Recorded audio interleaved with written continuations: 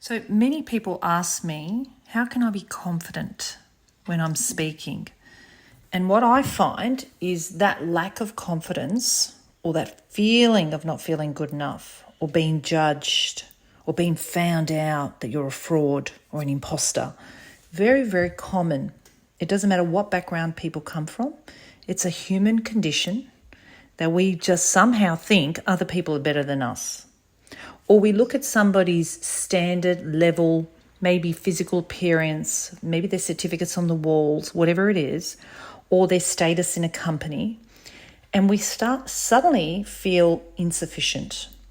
So when the question is, how do I build my confidence?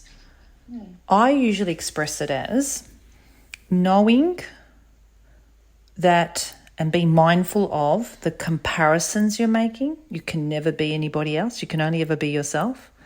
The other area is, what are you expecting from yourself today? Are you expecting the future today? You can never be who you're going to be in the future today. It is what it is right now. So it's accepting and being grateful with who you are right now. The fact that you're in that position already, that you've been asked to do that role and that people are waiting for you to deliver, says that you're good enough right now. However, if you don't feel good enough, it tends to affect your voice and how you show up for people. And often people say, look, I lose my voice, or I don't have the right words, I can't express myself, I feel stuck, I don't have the flow.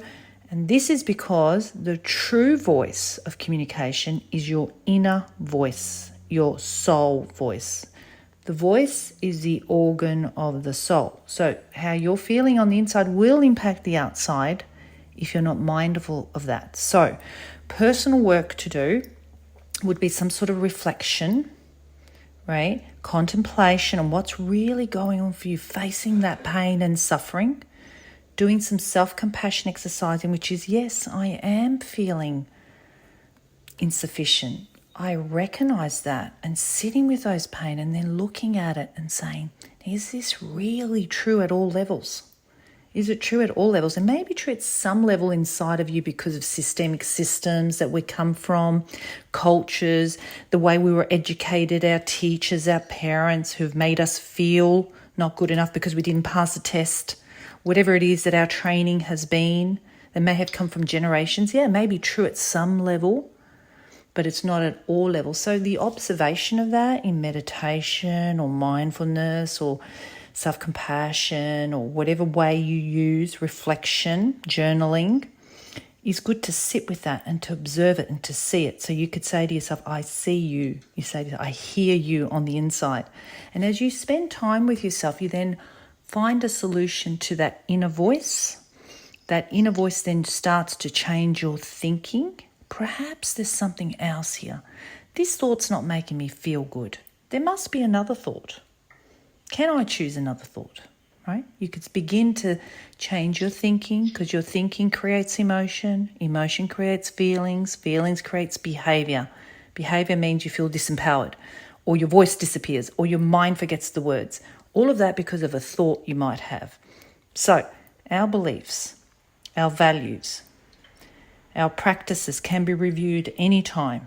We are not our beliefs and we are not our values. We can have them. They're great, and some of them are not great. They need to be reviewed and refreshed and changed, and you've got to talk to them. You've got to change that thinking and that programming to work for you and not against you. Okay, so how do I become confident is to recognize where you are, to not have regret, because regret's from the past. You can't do anything about it. You can only get feedback from it. So there's no failure. There's only feedback, so you can look at it and learn. And then there's this future thing, which is worry. Am I ever going to be good enough? Am I good enough? Do they like me? Okay, so that's worry for the future. We're now in the present moment. We are who we are right now as best as we can be. We can keep learning, adding new ideas, expanding ourselves and accepting ourselves who we are today.